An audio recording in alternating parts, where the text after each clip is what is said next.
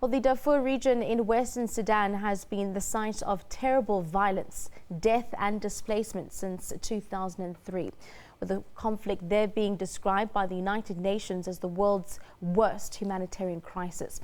But over the years, the government of Sudanese President Omar al-Bashir has been working with a number of stakeholders and countries in a bid to end the conflict in Darfur and to ensure lasting peace and stability.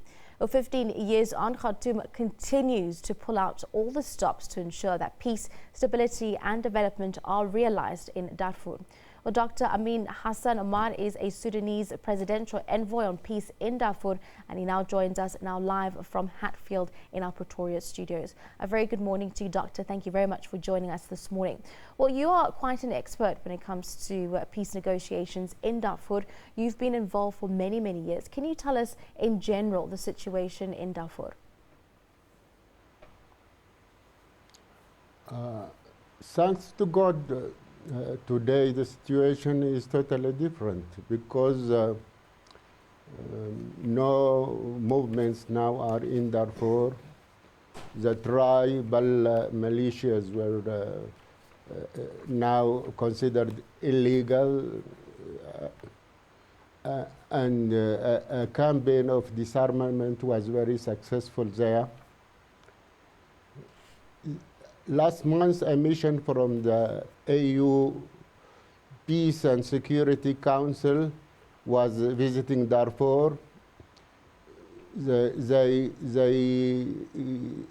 declared the end of war in Darfur.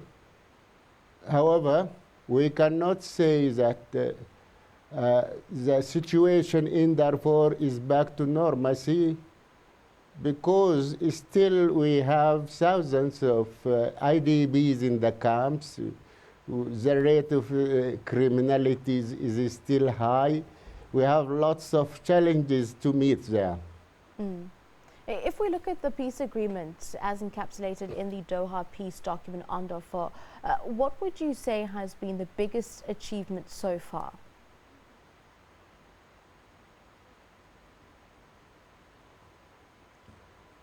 I guess the biggest achievement is gaining security back to Darfur. However, lots of projects, development projects are there right now. The rebels used to say that Darfur was misrepresented as a central government in Khartoum. The population of Darfur is 22% of the population of Sudan. Now the Darfur is represented by 28% in the central government. Billions of dollars were spent in development in Darfur, and a quota for education was given for Darfur for 10 years. Now the rate of education in Darfur is above the standard. Yeah. Now, earlier on you mentioned that there are some challenges. What are those challenges or issues that need to be attended to urgently to, of course, ensure lasting peace and stability in the region? The most important challenge we're meeting now is to finish the disarmament campaign. Fortunately, that was a big success because all are war fatigued in Darfur. And the other challenge, big challenge, is to return the IDPs back to their original areas and to proceed in our endeavor to accelerate development in Darfur. Yeah. Now, Darfur was previously described as one of the world's worst humanitarian crises. What is the situation now in terms of social and economic development? Yeah, for sure, I cannot concur with this description. The situation was bad. Thousands were killed, hundreds of thousands were displaced.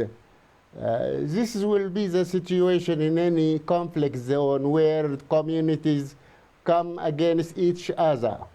But now we are doing our best to make reconciliation, and we are getting benefit of the experience of South Africa here.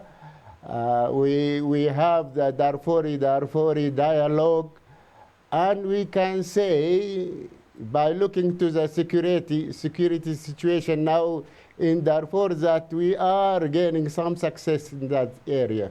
Yeah. In terms of the disarmament process, how is that going along? Do you still have sporadic incidents as a result of armed groups? The movements now are out of Sudan, all of them. Some of them are in Libya, acting as mercenaries, standing with one faction against the other. And also there is some presence of the rebels in the south of the Sudan. We are trying to proceed our efforts in peacemaking to bring them on board. Yeah. And you know, what sort of role do you think countries like South Africa could be playing with regards to ensuring peace in Sudan? Yeah, country like South Africa is doing a lot in helping these efforts in South Sudan and in Sudan in the past. And yesterday, a very high delegation from IGAD was here in South Africa, talking to South Africa about making peace in South Sudan. And we can say that the efforts of making peace in South Sudan is IGAD plus South Africa. Yeah. In terms of the diplomatic relations between Sudan and South Sudan, because we know that, you know, Khartoum can never necessarily experience that peace without the ties between the two regions. We are trying to, we have been very keen to keep very good relation with South Sudan. And we are annoyed by the presence of the rebels there. Still, the government of South Sudan is hosting the rebels from Sudan. But we will try to solve this problem by talking to our brothers there. Thank you very much for your time this morning. That was Dr. Amin Hassan Omar, the Sudanese presidential envoy on peace in Darfur, just giving us a bit of reaction update to that, as well as relations between Sudan and South Africa.